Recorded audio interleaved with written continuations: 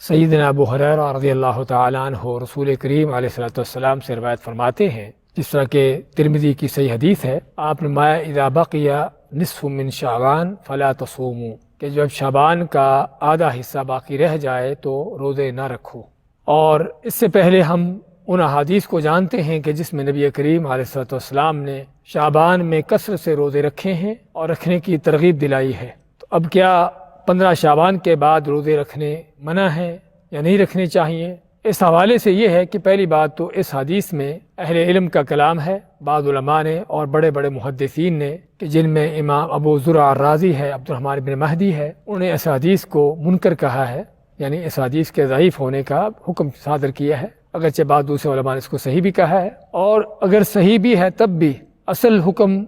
ان لوگوں کے لیے ہے کہ جنہوں نے پہلے روزے نہ رکھے ہوں اور شعبان کے شروع میں ان کو روزے رکھنے کا یعنی کہ نہ رکھے ہوں، صرف شعبان کے آخری دنوں میں روزے رکھتے ہوں، تو ان کے لیے یہ حدیث ہو سکتی ہے، ورنہ وہ لوگ جو شعبان کے شروع سے روزے رکھتے چلے آ رہے ہوں ان کے لیے سنت ہے کہ جس طرح وہ شروع میں رکھتے رہے ہیں وہ 15 شعبان کے بعد بھی، شعبان کے آخری دنوں میں بھی اسی طرح روزہ رکھیں گے۔ وہ لوگ بھی جو ہر ہفتے پیر جمعرات دن کا روزہ رکھتے ہیں ان کے لیے بھی سنت ہے کہ شعبان کا شروع ہو، درمیان ہو یا آخر ہو، وہ ہر ہفتے میں پیر جمعرات کے دن کا روزہ رکھ سکتے ہیں جس طرح پہلے رکھتے تھے۔ بعض لوگوں کو اللہ نے توفیق دی ہوتی ہے، ایک دن کا روزہ چھوڑتے ہیں، ایک دن کا رکھتے ہیں، کہ جو سب سے افضل ترین نفل روزے کی کیفیت ہے، تو اگر کوئی اس طرح کی روٹین چل رہا ہے اس کے لیے بھی سنت ہے کہ اپنے اس عمل پر جاری رہے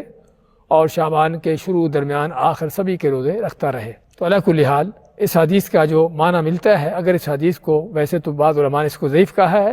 لیکن اگر صحیح بھی تسلیم کر لیا جائے تب بھی ہم کہیں گے کہ جن کی روزے رکھنے کی روٹین پہلے سے چلی آ رہی ہے ان کو روزے رکھتے رہنا چاہیے، اور شعبان کے آخر تک رکھ سکتے ہیں، بلکہ شعبان کے آخری دن تک رکھ سکتے ہیں، اس میں کس طرح کی کوئی مشکل نہیں، اور نہ ہی اللہ کے نبی صلی اللہ علیہ وسلم نے ایسے لوگوں کو جو ہے روزے رکھنے سے منع کیا ہے۔